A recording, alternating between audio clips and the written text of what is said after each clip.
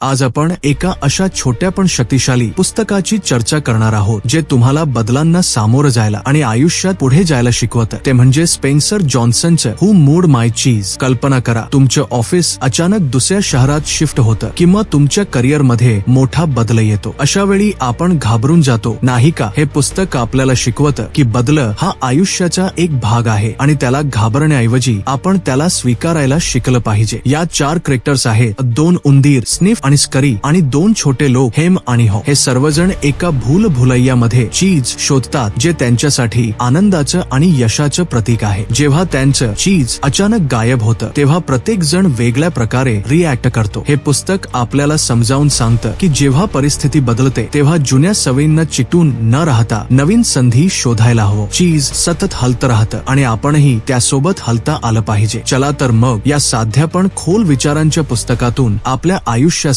काही महत्त्वाचे धडे शिकूया।